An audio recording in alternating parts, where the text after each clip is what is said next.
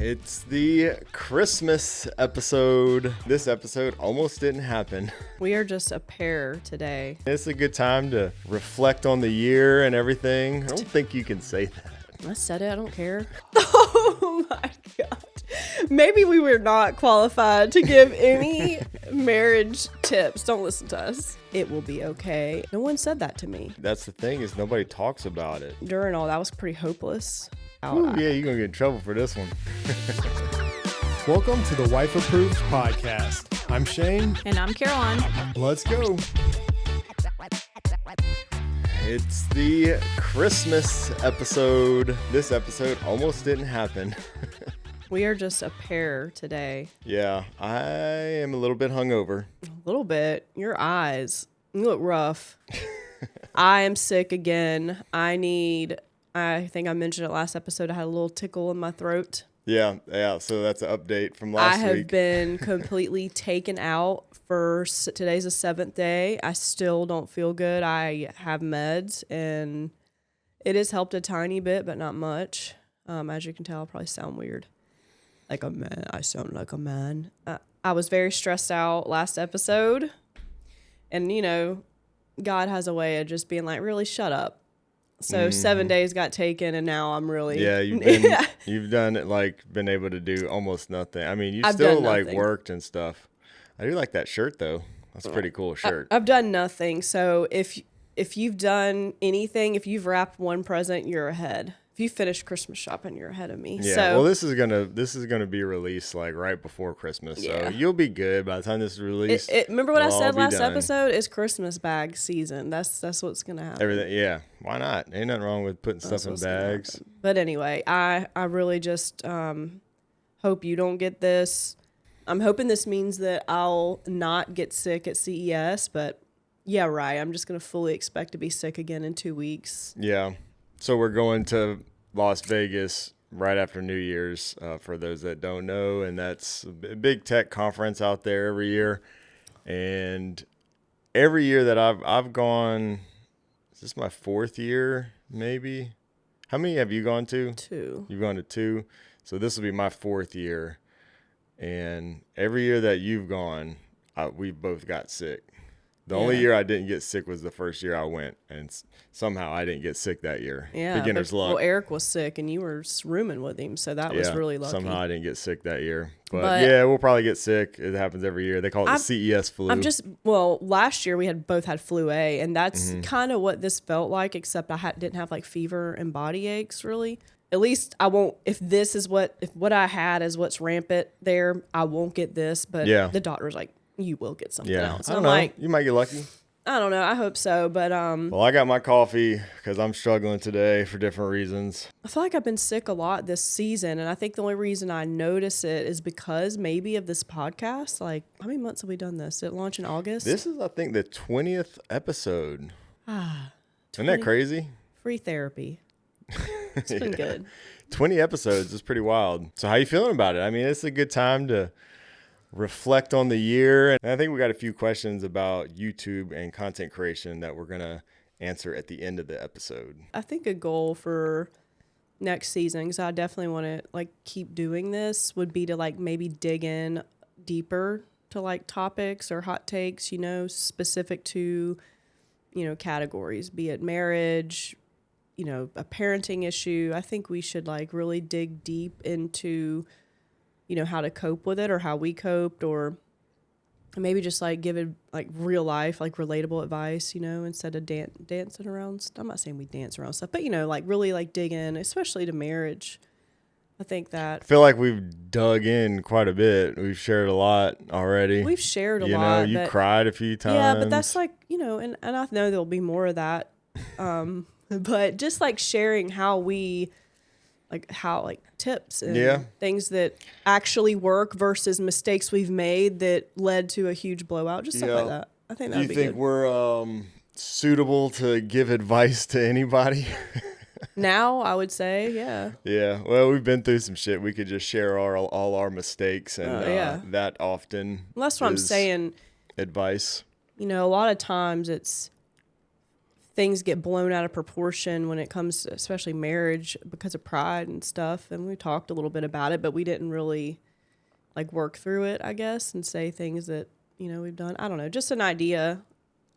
It's kind of a goal, I guess. Well, I'm just glad we started this thing. We did it. It's been pretty fun so far. I was talking to somebody last night and about the podcast, which has been kind of interesting. Like people that I know but don't often talk to as much, like in real life, have been tuning into the podcast, which has been a lot of people we know.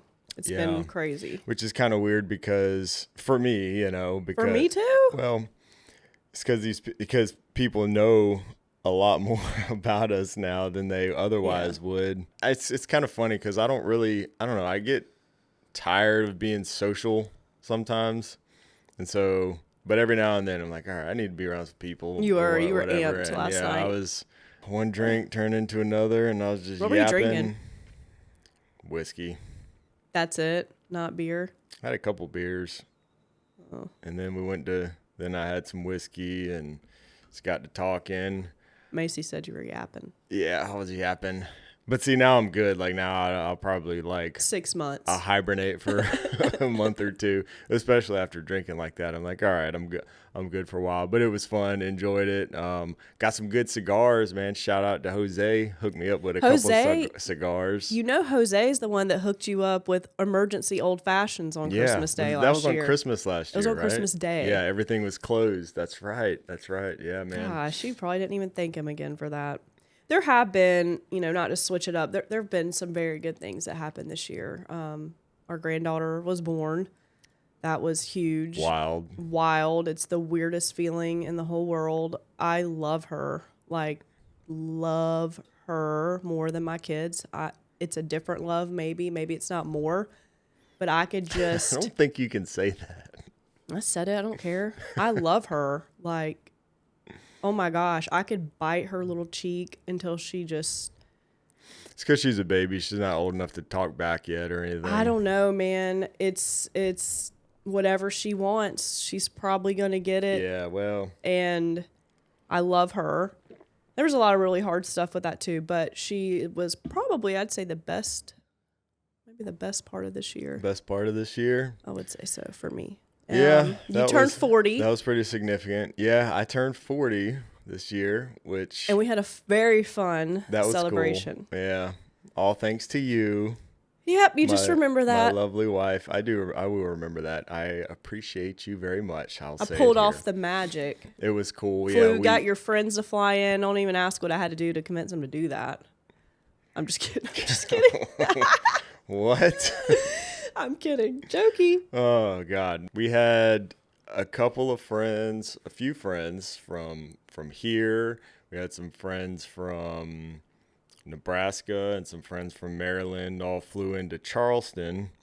That was fun. That was a lot of fun. Some fellow YouTubers, actually, that I've actually become really good friends with over the years. So that was really cool to get to see them. I don't normally get to hang out with them in person, except for CES and some of these big events.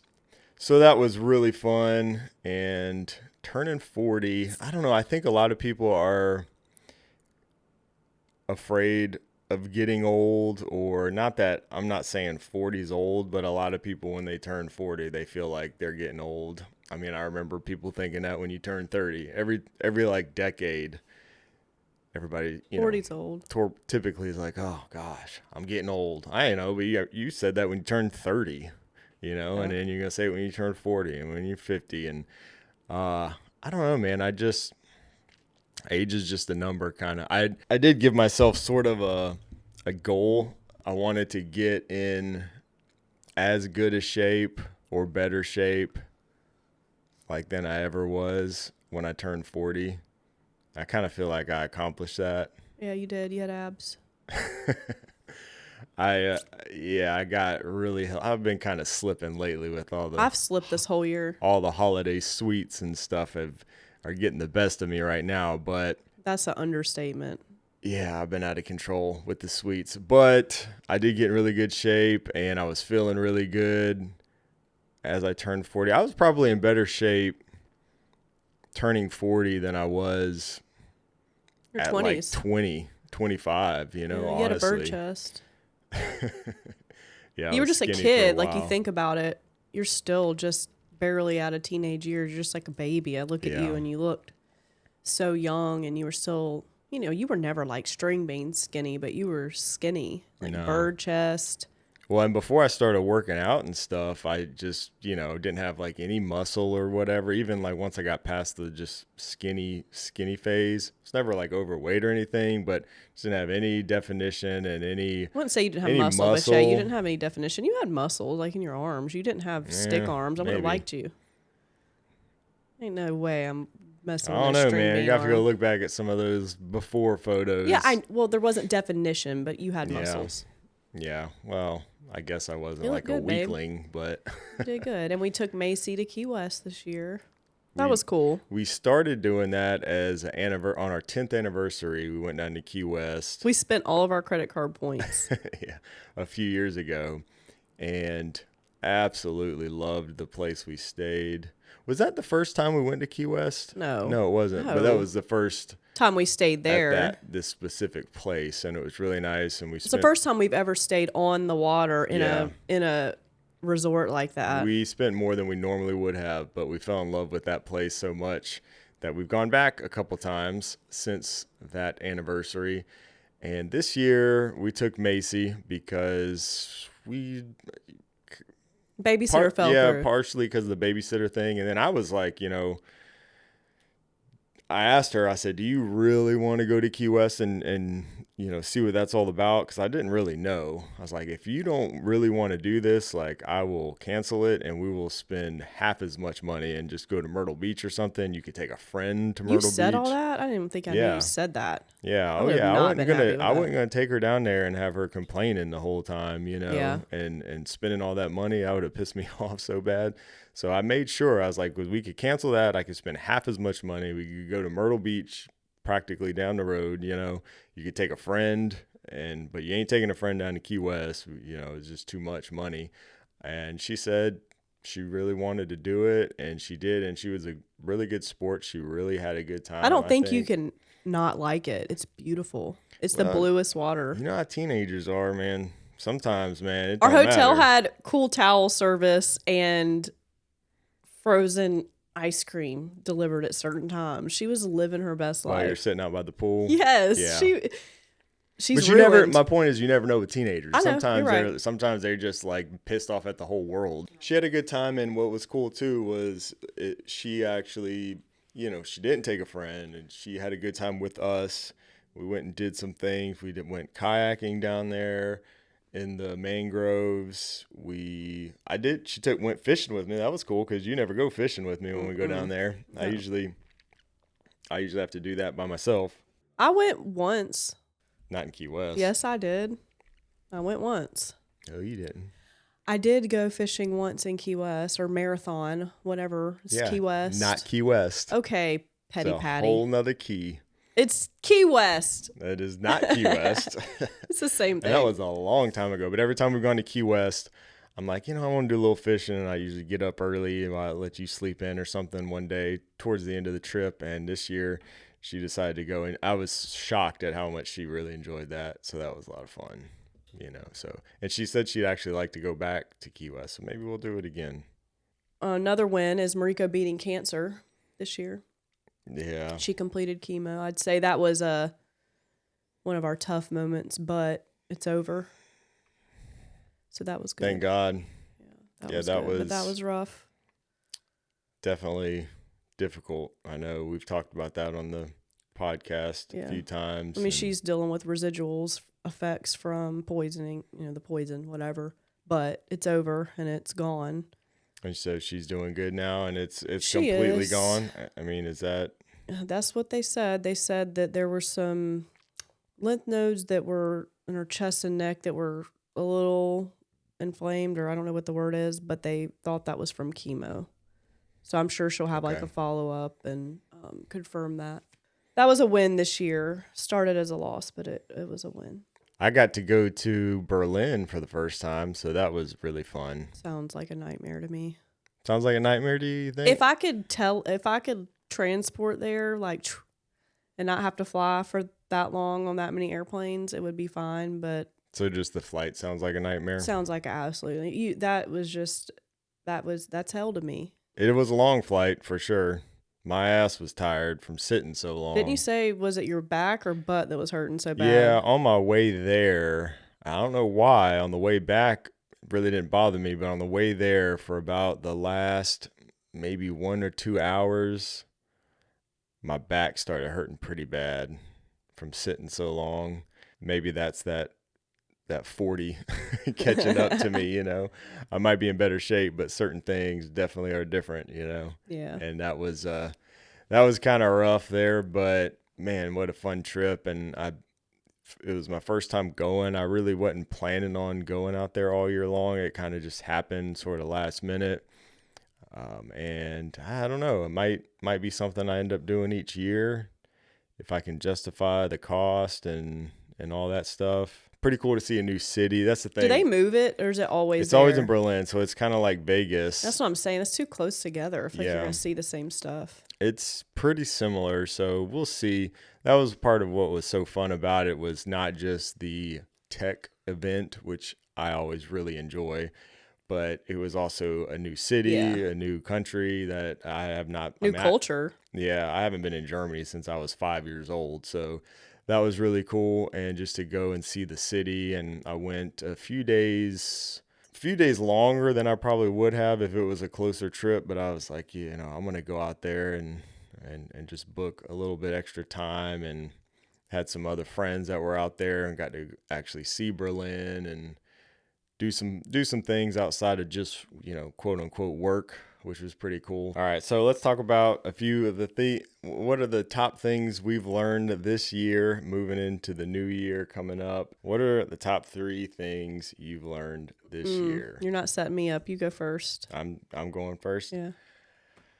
Top 3 things that I've learned this year. As partners, parents, or creator, or all 3. It's hard to say. I'm just like, it's like incremental improvements, I feel like, at this point. Well, it Like, says, what have you learned this year? I know. I tell you, like, I'm a constant learner. We've talked about that. I'm always trying to learn new things. So, I've learned a bunch of new stuff, I'm sure, in terms of like content and technical stuff. I'm always learning new things. As far as a person goes, I'm learning probably to be a little bit more patient, maybe as a parent. I feel like it's a little easier now that our oldest, Kobe, is, 21 years old now. So I think I've learned to be a little bit more patient. That's good. In a lot of ways with him. It's easier when he's not living in the house, when he moved out, but even with him coming back and living in the house or not, he's kind of done both over the past year. And that, a lot of that's him getting older too, but I carry a lot of that also on to Macy, all the stuff that I've learned with him and experiences that I've had with him. I think because of some of the stuff we've dealt with him, I'm able to be more patient and stuff, probably with Macy, like things that probably I would get all, been out of shape about. I don't necessarily with her, little things because of those experiences with him. So I feel like I'm able to appreciate when, she's being good, or, again, like little things just aren't worth stressing out about, if that makes sense. Yeah. Do you agree? Yes. Okay. And that's so much an age thing. Yeah. And, so I'm just getting old. it's live and learn. Yeah. It is an age thing, though, for sure. I don't know. Some people, they seem to get older and they just get more stressed out and more angry, There's just some angry people. Yeah. Well, there's like the stereotypical, like, old angry person. You get old and you're just mad about everything. Get off my lawn. I think patience, though, comes with age. Maybe. It's just realizing that most of the things, little things don't matter. You know, it's kind of funny when you look back, talking about stuff we've learned and everything. When you look back at all the highlights, like that's something that I'm kind of always learning, but just becomes a little bit more relevant. I feel like as I think about it, when you look back at all the big moments of the year, all the stuff we talked about your best friend getting cancer, talk about the trips that we've made, the friendships, you know, hanging out with people and all these different things. Not once did I really mention anything about work or, you know, videos doing good or subscriber count or any of that shit. Although sometimes I guess that's cool, but it's not the stuff you really think about when you look back, which is important to remember because on a day in and day out, that's the stuff I think about nonstop. Yeah. Nonstop. All right, so that's one. So you got to do three. That's like three. I think I mentioned that does like not three. count. Yeah, I did. No, you did. You mentioned patience with parenting, and that's it. I mentioned remembering what's important, the stuff that's actually important. And then I'm what else? learning that. Come on. What about as a partner? As a partner? Oh my God. Maybe we were not qualified to give any marriage tips. Don't listen to us. I don't know. I mean, we've done good. I feel like this year has been a good year for us. This podcast has been pretty good. I think it's been pretty healthy for us to kind of talk about all our shit, you know, and sit and hash things out. But we've had ups and downs over the years, but I think this year was a good year, largely because Kobe, our oldest, is older now, graduated high school. A lot of our rough moments were kind of around that and raising a teenager, and you know, it's just difficult at times, you know. Yeah, I saw a good friend of mine post, you know, online, and you know, it's clear she's like struggling with her teenage daughter, and it just brought back a flood of emotions of how hard teenagers are. I don't care how perfect your kid is. Teenagers are hard, even the great ones. It's so hard on your marriage, you know, especially if you have if you have different parenting styles. And I just sent her like a word of encouragement. I said, don't respond to me. I said, everything's going to be okay. Everyone is going through this. She will be okay. You will be okay. And I just want you to hear that from someone who went through it all. Yeah. It will be okay. And I just wanted to say that to her because no one said that to me. Well, that's the thing, is nobody talks about it. Yeah, and I think I felt, and I was going through, we were all of us, Kobe included, going through so much other stuff, like trauma, death, tragic death, loss. Yeah. It was just insane. But I felt as a parent during all that was pretty hopeless, you know? And again, that might have been because of everything else. It wasn't just like, sure, you know, but it wasn't all on him, but I did have one. Made things worse. Yeah, and I did have one mom, you know, reach out to me and say, hey, and, you know, by all means, her kid looks perfect on the outside. Their family looks perfect.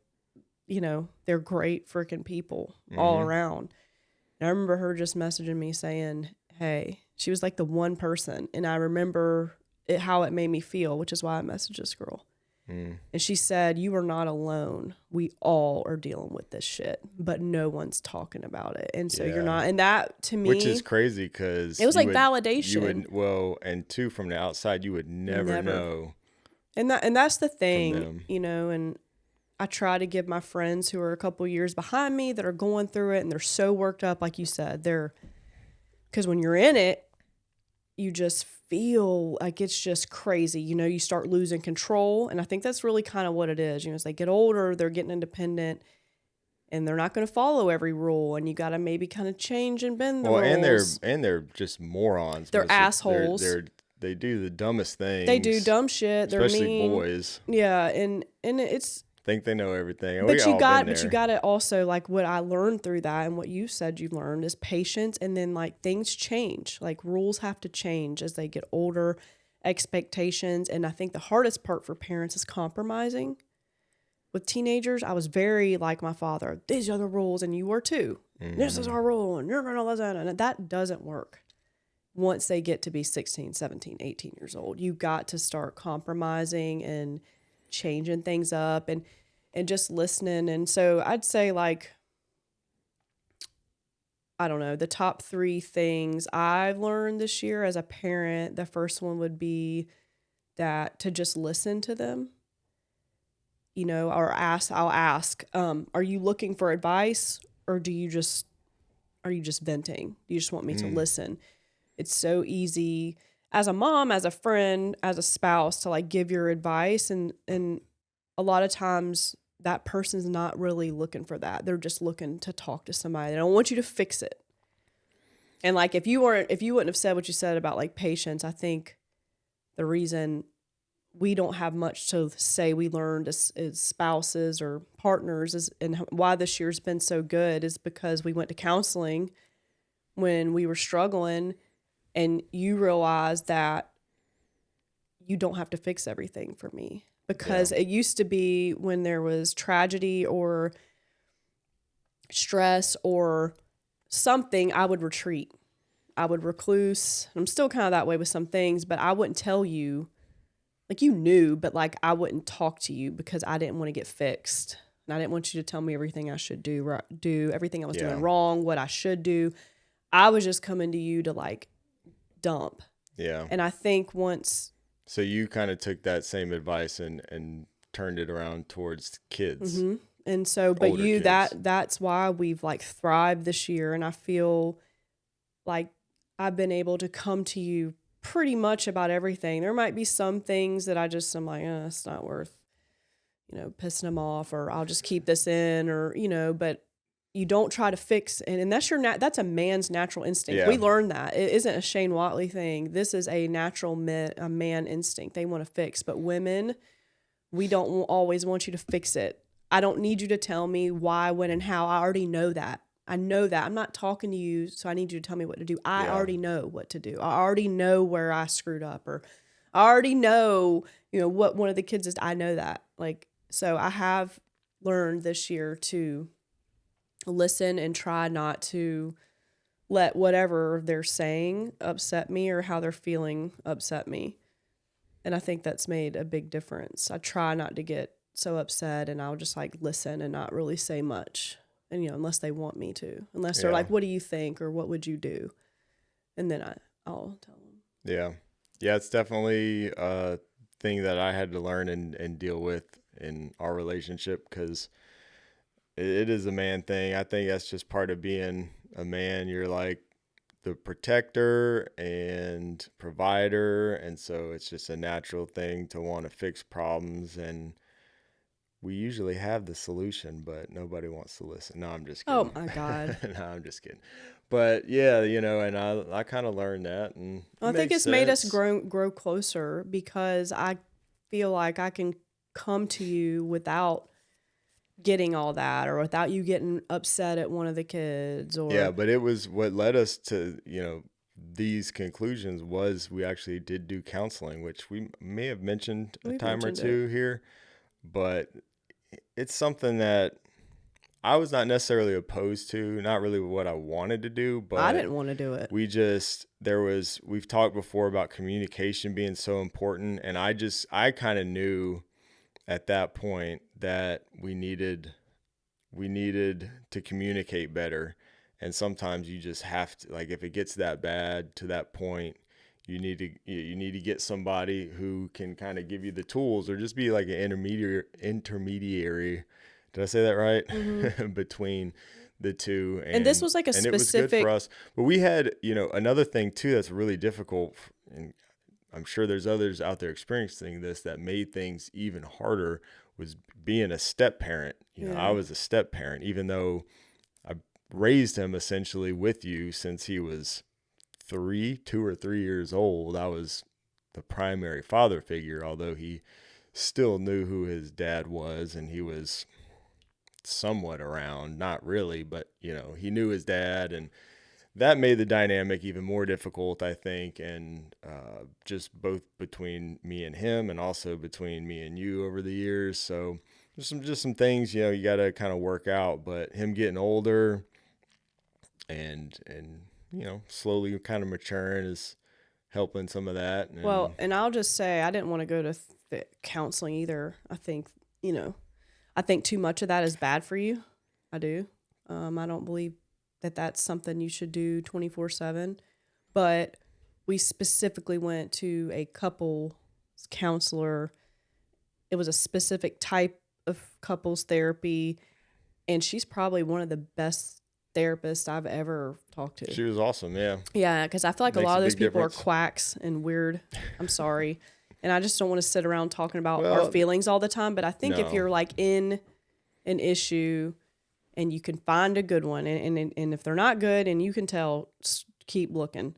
But nail down specifically, I would say specialize in whatever counselor you're going to see, because I think that was awesome. Well, it can be good, and therapy in general can be good.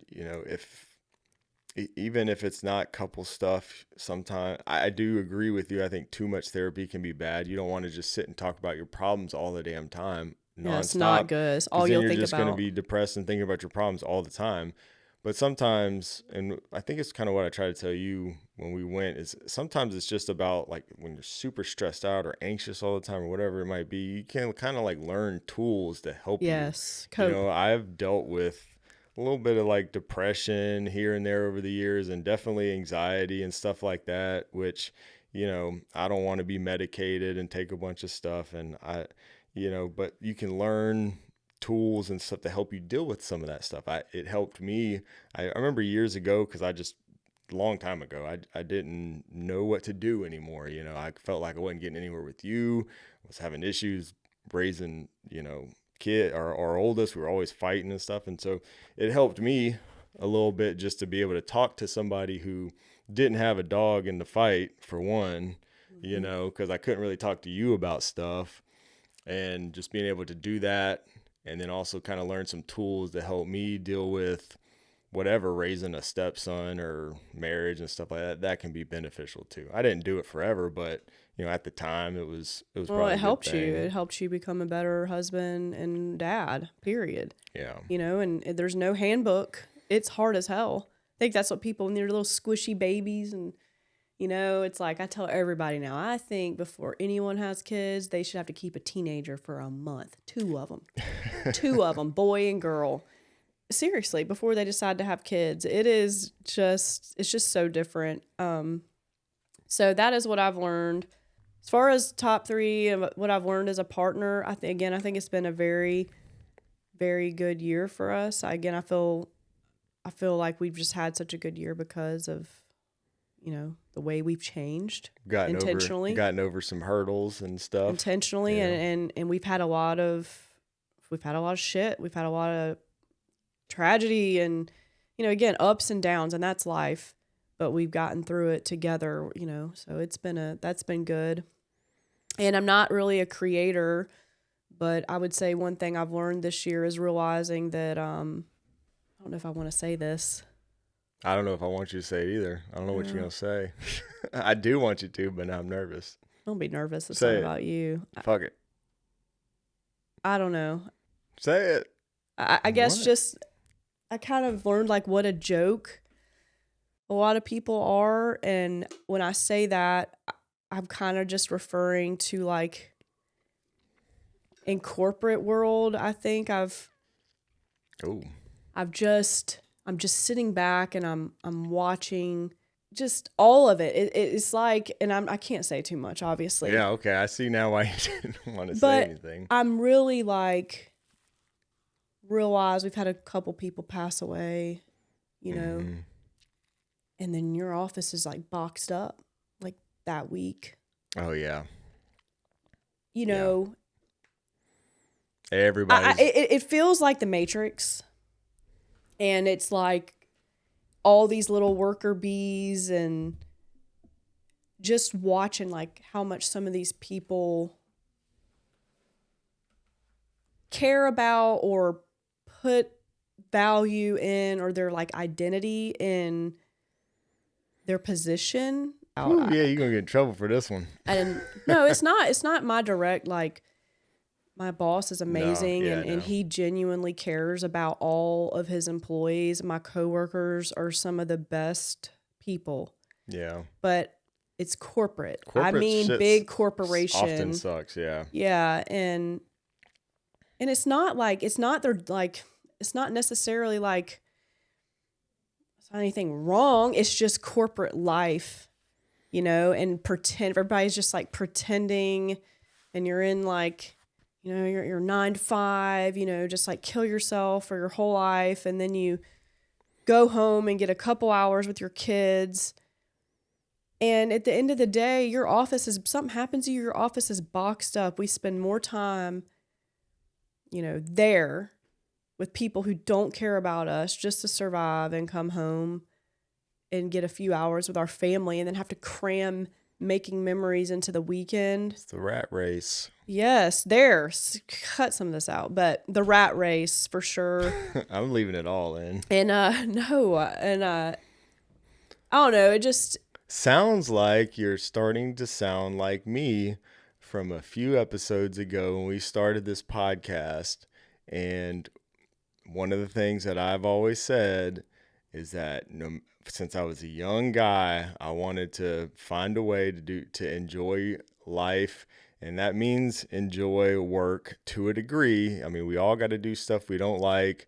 I've been there, I've done it, but my ultimate goal was to at least end up with a job that I don't hate, because like you said, most of us have to be at this job more around these people or whatever for more hours out of every week than you are around your own family. So you got to be able to do something. To me, that was always more important than making money, was to be able to do something that I did not hate doing every day.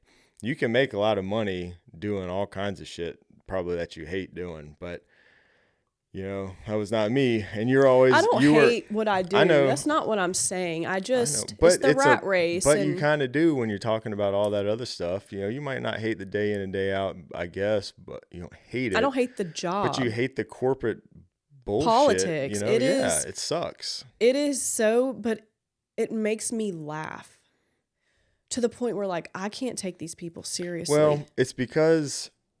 And I get it. Like, they have to run a company. It's not, they're running a company. But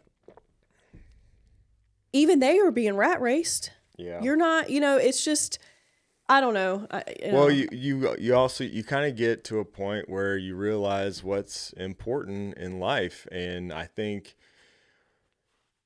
you're at the age now, and through your experiences, that what's important to you is not your 9 to 5 job, really. And a lot of people, you know, maybe they're doing something that they feel really passionate about. And I think that is important if you're going to be doing it every day. I think it's not, though. And what's sad is, and this isn't just people on my team. I work with people all over the company from every aspect. That's just my job. I have to work with lots of departments, lots of people. And I feel like everybody is kind of feeling like that. You know, they're all feeling the same way. And I don't know. Well, you probably won't have to work there much longer after this podcast comes out. I don't know. I mean, again, it's just corporate America. It's the same in any other corporate job. You do deal with it everywhere. Yeah. I dealt with it on a lesser scale at my job before I left there. And, you know, and I really, really loved my job too. You know, so it's just some of the stuff you got to deal with. And it's not like it's the worst thing. Like they do try to, like. So what have they're pretty good about family life balance. They've tried. It's just I don't know. That's what I say. I can't. I don't even think I can really say what it is. Mm-hmm. But it's just the dog and pony show. Yeah. Of like executive level stuff. You know, that's just so out of touch with, you know, the actual employees and staff. Mm. You know, it's just, that's corporate, you know, so. Yep. So what have you learned through all that this year? What's different? I'm such a hard worker. Like, I am an overachiever. Always will do a good job. It does not matter. Like, I get it done, and everybody knows that, and they call me. But I've learned that I can't change anything. I've learned that everybody doesn't work like me, and I can't change them. And that's a culture thing, and that's fine. I don't, whatever. Yeah. But I feel I've that. learned to not get upset and let things bother me, and I'm going to do my job, but I'm not doing anymore. I used to kill myself, go Yeah. above and beyond, take calls when I was on PTO, go on vacation and have to take a meeting. And, I've just realized like what's important this year, really. And I think over the last several years, if I'm just being honest, just because of everything we've been through. Yeah. And everybody's been through stuff at my job. I'm watching all my work friends and stuff, go through life, and that's fine. I think I'm tired of the corporate politics and just, I don't know, Yep. people that like live that. for their status. Yeah. And Yeah, it's I feel that. It's crazy. There's a lot of that out there. I mean, it's just kind of what our culture. Well, it's the school. It's what our culture. It starts in school. It's what it's built on. You know, when you're at a party and you're hanging out or you meet somebody new, what's one of the first questions that's always asked? What do you do for a living? They don't want entrepreneurs. It is so many people's identity is what Maybe they do for what they do for a living. Yeah, and that's so many it. people get so wrapped up in that it is their identity.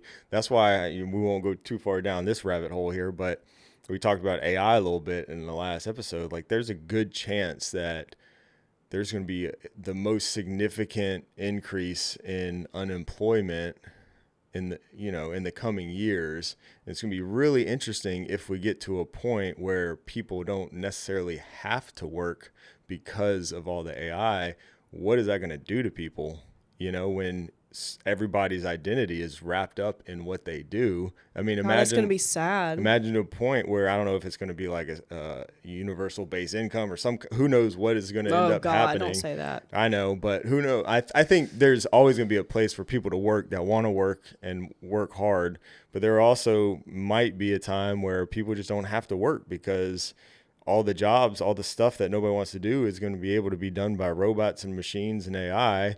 And so, what's that? You're gonna make me worry about more stuff. But what's that going to do to people? I mean, that could be a good thing, maybe, if you don't have to work, but what's that going to do to people's mentality and their psyche when identity is so wrapped up into what you do for a living and pride, and it's interesting. Those are the things I think about. I did see though, like, that guy that interviews all the billionaires, and he stopped this dude in a Rolls Royce. What's his name? He's a huge channel. Okay. Yeah. And the guy owns HVAC business and electrical or something, or maybe not electrical, plumbing and HVAC. And he was asking me how he made your money, da da da da. And he was like, well, what would you tell like the young person, like what job they should go into now? And he was like, electrician.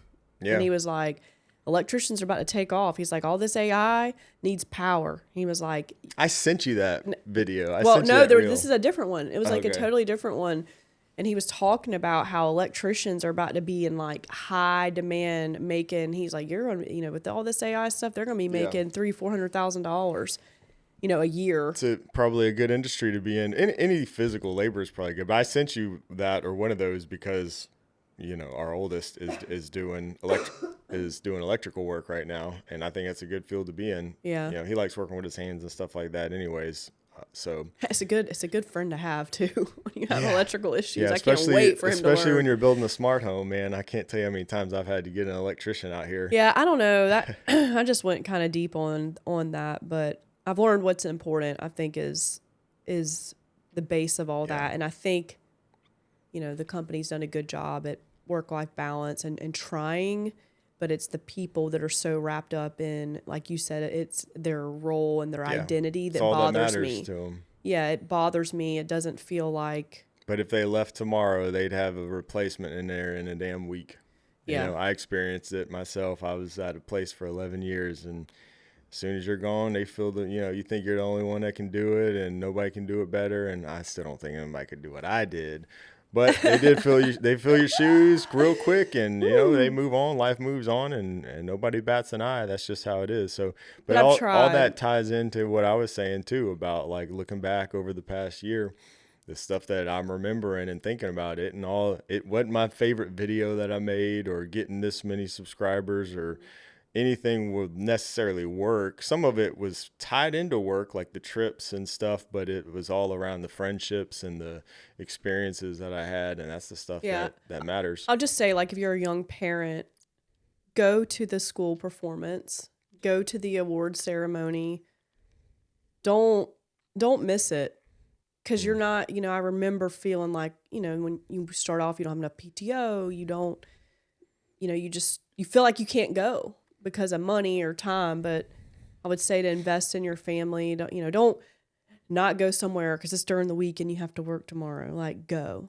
Take the PTO, go on a vacation. Do whatever you can do. Just try not to, I guess, let work make you miss a lot of your child's life, or if you don't have children, your spouse, or I don't know, just don't let it stress you out. It's just a job. I think that's just kind of what I learned. Yeah, it goes and by. Because I cared so much about.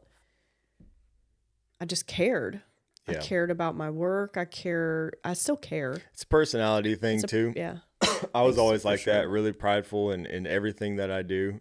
I want to make things better. I've always been the same way. And that's I went through I see the same progression in you that I went through at my job for many years. I was like that too for many years, like have all these ideas and want to do the best and make things better and go above and beyond and out of my way. And then after so many years, I got the same point you did. It's like, new leadership changes and Constantly. all these things happen. And it's like back at square one, nothing ever gets done. Nobody else may work as hard as you a lot of times. And, I got to the point where I was just like, why am I spinning my wheels, for somebody else? And so that's what's been awesome about working for myself. Now when I'm spinning my wheels, at least it's for myself and it's getting things done that I want to get done, and it's all on me. So that's been a nice change, but I see that same progression in you.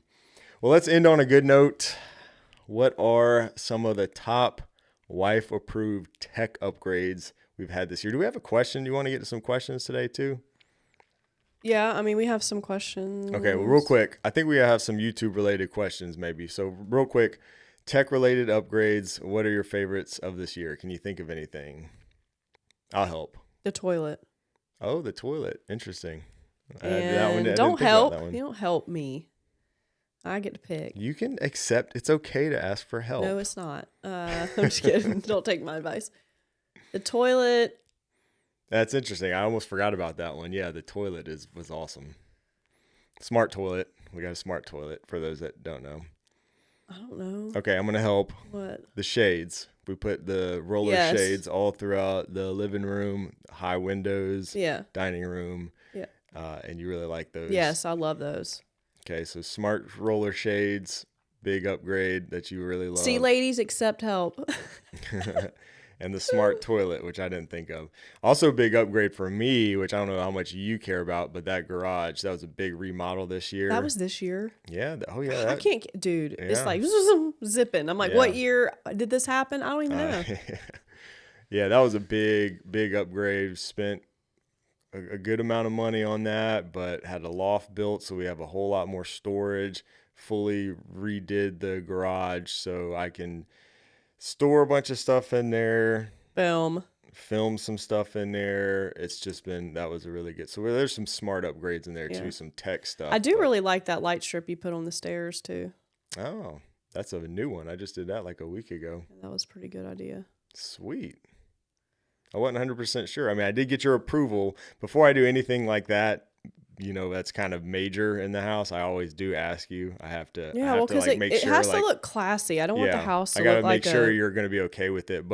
And you did approve it. I told you it would look okay, but I was kind of worried that you were going to be like, I don't like it or hate it. But the fact that you actually like it is nice. I like it. Cool. All right. So are we done? Yeah. Okay. All right. So let's Questions? get to some questions. This is Patrick with Make Smart Matter. Make Smart Matter. Yeah, You know who Patrick. that is? Yeah, we look forward to. I think I'm going to get to meet Patrick in person. He has a YouTube channel doing some good things over there. Interesting. Okay, so a question for your future YouTube episode. How sad do you get when you post a new video and check your real-time views and a video from 3 months ago is pulling big numbers and your new video is drowning? I know you probably don't look at real-time views anymore, but I'd like to get an early idea if a video is going to do well. So I guess that's something maybe he deals with. Yeah. So he's what's your advice there? Relatively new to doing YouTube and stuff, but he's got a really good channel. So this is related to posting new videos and watching the real-time views. Like, how sad do you get when you post a new one and you check your real-time views and a video from 3 months ago is doing better than the new one? I would say Post and ghost. yeah. I don't really look at the real-time views very often, to be honest with you. I will say that if you're looking at real-time views, and if I was looking at my real-time views and I saw a video from 3 months doing as good as a video that I just posted, instead of being sad about the video I just posted, I'd be excited that the video from 3 months ago was getting that many views still 3 months later. Yeah, like, that's good. That's a good thing there. And who's to say that won't happen with the video you just posted? And it's interesting too, like the longer you do it, you there's still videos, I've not really figured this out, but there's still videos all the time that I post, I don't think are going to do well. They do well. Then the ones that I think are going to do well sometimes don't do well. But in general, I'm starting to get to a point where finally, I guess I kind of have an idea when a video is going to do better than others, and sometimes I have a pretty good idea when I don't think it's going to do great, but maybe it's a video I still want to make for some reason, or something I'm just really interested in, or maybe it's a better fit for my core audience and might not be a great fit for everybody, like the broader audience. So those videos performance wise don't do as good, but it might still be a good fit for my audience. So I'm starting to kind of learn that, and you just I don't know. You just can't dwell on it. I just don't dwell on it. I just post the videos that I want to make, and think about what your people and that's want. important. And then I usually just look. I'm not very good at analytics. We talked about this before. I should do better. You could go back and try to fix old videos with titles and thumbnails. I don't really do that, but I will say I usually just look, I compare it to myself. So I look at the ranking when I post a new video, 1 to 10. If you do YouTube, you know what that means. It basically is ranking your video compared to your last like 10 videos.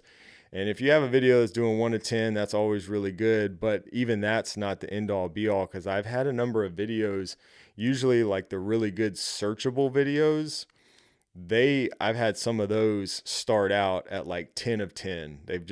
You post it and you're like, damn, this is horrible, and that might be because maybe your core audience isn't as interested, but it's highly searchable.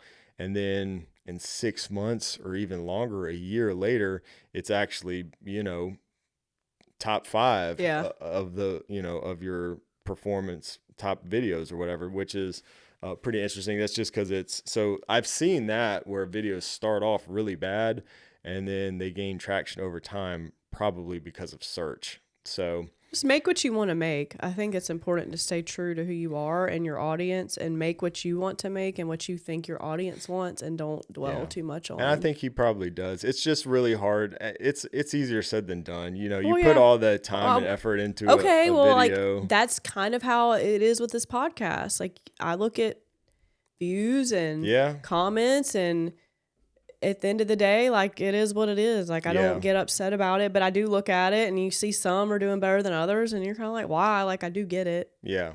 I guess am I a creator now? You're a creator now. I guess I am a creator. You're a podcaster. A podcaster. Okay, last question. Okay, love the show. Been listening since the start. My wife even likes some of the segments and relates to a lot of the pains with being with someone, who likes smart home. I live in Australia and feel like there's not many smart home channels for Aussies. I'm getting real tempted to start a smart home channel for us in Australia. Listening to you talk about how you started is a really positive push to starting a channel. I was wondering if you could go into some of the gear you use to record the video, etc. Not exactly sure where to start. Thanks, CJ. Sorry, so give him 5 things he needs to start. Or maybe it's 3. Go straight to it. Tell him the brand, what he needs. I mean, Did you can just start with your iPhone. Is that what you did? You don't have to have a lot of equipment. It isn't about the equipment. That's almost, I feel like that's kind of a stereotypical thing to say. That is what it's not. Or a but cliche thing to say, but it's not about the equipment. It's really not.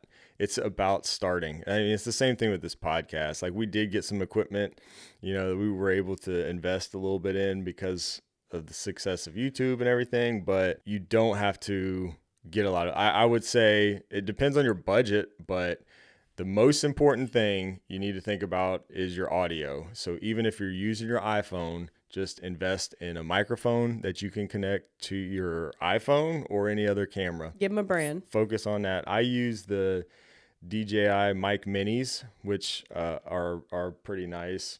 That's the little wireless ones. I mean, they make so much greater stuff now than when I started. So you can get the Rode wireless mics. Any of those will work, or you can get a wired mic that you could plug into your phone. I also use a Rode NTG shotgun mic for my main camera. So audio is the first thing to nail down. Then I would say probably lighting. That could just be sitting by your window. It doesn't have to, you don't have to buy lights, but if you do, or if you want to, then lighting is good. There's a bunch of different lights out there. I just got some of these they're the Amaran lights, the Verge Max. I just got a second one for the garage. Those are pretty nice, big, nice diffused light. So focus on audio first, then maybe lighting, then probably your camera, because like I said, you probably have an iPhone or a phone that shoots decent enough. So if you don't have the budget to start with a good camera, just use your iPhone. It shoots amazing video. All right, but if he were to get a camera, which one are you using? Well, I'm using a Sony a7 IV now is what I like using. But I'd say for the first year or maybe even longer of YouTube, I just use my iPhone. And then I think I bought Is it Canon? No, I bought like a $600 Panasonic Lumix. It was like I bought it used. I think I spent $500 or $600 on it used, and it was not a great camera, but it worked. It was good enough, And I used that for probably a few years until I upgraded to the Sony a7 IV, which is what I'm using now, like I said, and I really like those. But man, when you're just starting, I was just talking to somebody about this last night. She's interested. This young girl is interested in doing YouTube and all this kind of stuff, TikTok and all that stuff. And I told her the same thing. I was like, at first, nobody's watching. It does not even matter. Just start. Starting is the hardest damn thing to do. Just showing up and starting. After that, it all falls into place. You just get a little bit better with each video. You look at your video like, damn, my audio could be better. Get a different mic. My lighting could be better. Change the lighting. Whatever. Get a new camera when you can. Just start. That is the hardest part. And use those beginning years or whatever as just practice. And it'll, that's the key. And I will say too, though, with YouTube specifically, I've noticed that smaller creators are getting shown a lot more. Yeah. I'm getting recommended videos from content creators who have 1,000 subscribers, 10,000 subscribers. That's awesome. And not like, that used to not be the case. So I think it's a great time to start. There's more competition than ever, but the YouTube algorithm and everything is so good now. They're showing, if you're making videos that people want to see and they're good videos, they will get put in front of the right audience, I think. So good. Just start. Was that helpful? Did I answer that is the helpful. question? Yeah, you answered. I had to I have to keep equipment? you on track sometimes. Like, just don't give him just start speech, tell him what products you're using so that's what he wants. He wants to know. Well, I just don't think it matters that much, but yeah, Tell him what, because that is overwhelming to like have to pick that stuff. So just to have like things and you like. you can also get some really cheap newer lights is another thing. Like I just bought one. It's an inflatable one that I don't remember how much it was, maybe $50-$60 or something. It's an inflatable tube light. You can basically take it anywhere and you could just use that, for your lighting. Yeah. So the equipment doesn't matter that much. Yeah, but it doesn't, but it does help to like know where to start and brands to look at and stuff like that. That is helpful for someone. Yeah. So, okay. That's it. I'm whipped. We're done. I'm so tired. We need a nap. Thank you guys so much for supporting us for the last, I don't even know how many months we've been doing this. I guess 20 weeks. So 5 months, 20 episodes. It's been a lot of fun. I know we are probably all over the place sometimes, but it has really been, like, I've really enjoyed this part of it. And I'm looking forward to a season 2, but I did just want to thank everybody and hope you have like the best holiday season, Christmas, with your family, because that's what's important. It's kind of been like the message today. That's right. And if you would please like and comment and give us a 5-star review. Also submit maybe any questions that you have via Instagram or our website that has, you can do it anonymously or not. Mm-hmm. Yeah, give us some feedback too. I think we're going to do one more podcast this year, and then that'll probably be it. And I guess we'll start season 2 here pretty soon in the new year once we're back from CES, and we'll see where this thing goes. Yep. Thanks for listening. Right. Bye. Merry Christmas.